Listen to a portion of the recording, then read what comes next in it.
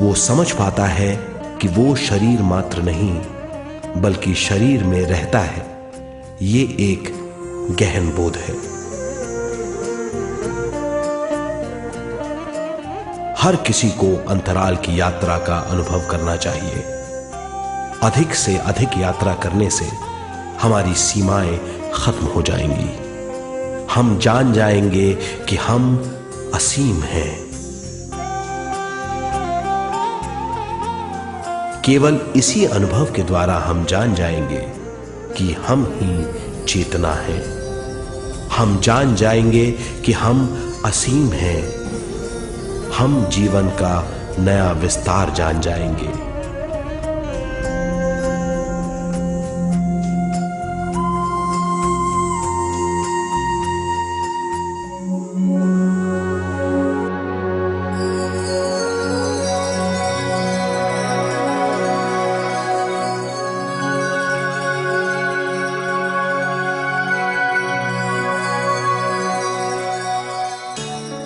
ज्यादा से ज्यादा ध्यान करने से हमें ज्यादा विश्व शक्ति मिलेगी। विश्व शक्ति द्वारा अपने हर काम में क्रियाशील होने की हमारी क्षमता बढ़ती है। शरीर, मन और स्वयं से ज्यादा क्रियाशील होने से हम हर स्थिति को पूरी तरह समझ पाते हैं। ये समझ और कुछ नहीं, ज्ञान है।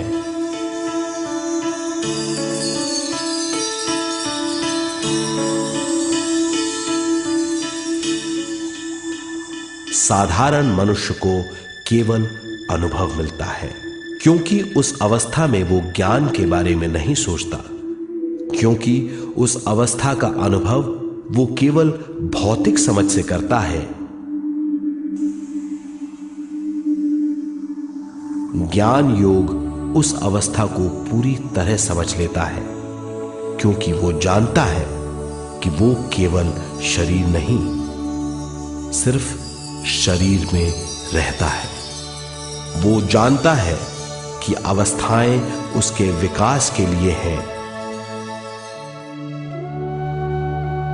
ध्यान के अनुभवों के बाद और व्यवहारिक जीवन में उनका प्रयोग करने से हमें अपार समझ का आभास होगा।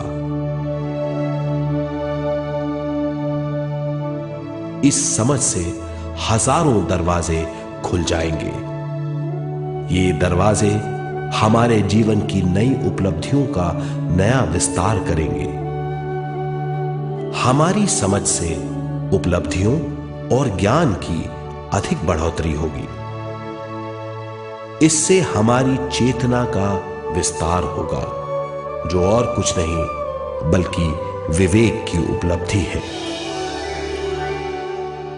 इस विवेक का अनुभव कुछ ऐसा होगा जैसे वो हजारों सुनहरी पत्तियों वाला कमल है।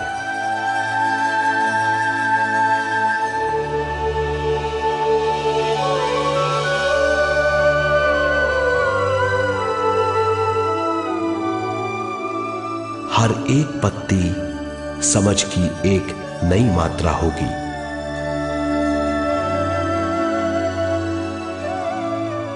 ज्यादा से ज्यादा मात्रा में समझने के बाद हमें दूसरे लोगों की मौजूदगी ज्यादा से ज्यादा समझ में आ जाएगी। इस समझ से हम जान जाएंगे कि मृत्यु कभी नहीं होती।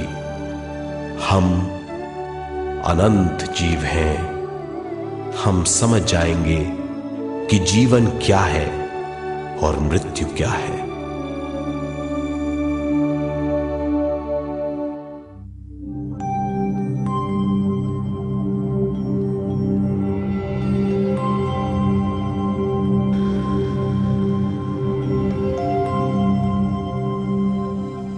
हम इस धरती पर विश्व चेतना की एक कण के रूप में आते हैं।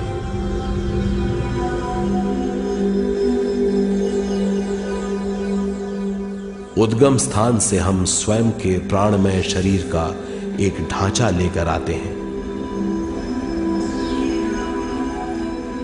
हम इस धरती पर अनोखे अनुभव करने आते हैं। अपने अनुभवों के लिए हम एक गर्भस्थान या कोख चुनते हैं। हम माता पिता, वातावरण और हालात चुनते हैं। जीवन का पूरा ढांचा स्वयं को मालूम होता है। मां को चुनने के बाद चेतना का एक कण मां के गर्भस्थान में प्रवेश करता है। चेतना का मां के गर्भस्थान में प्रवेश होने के बाद गर्भस्थ शिशु में प्राण आते हैं।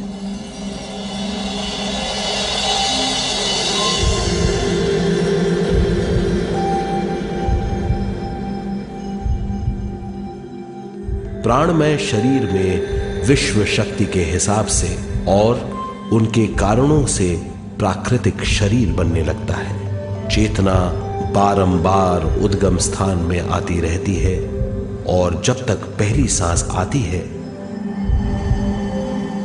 मां के गर्भस्थान से बाहर आने के बाद वो बाहर की पहली सांस लेता है।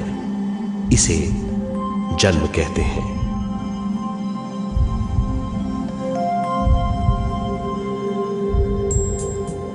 पहले दिन से 7 वर्ष तक हमें उद्गम स्थान का आभास रहता है। 7 वर्ष की उम्र से दिमाग अपना आकार लेना शुरू करता है। 14 वर्ष में यह क्रिया पूरी हो जाती है।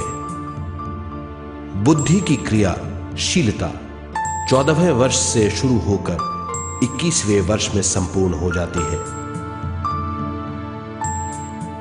21वें वर्ष से 28वें वर्ष तक मनुष्य शरीर, दिमाग और बुद्धि के मिश्रण का अनुभव करता है। 28वें वर्ष की उम्र से जीवन उसकी स्वयं की बुद्धि पर निर्भर करता है।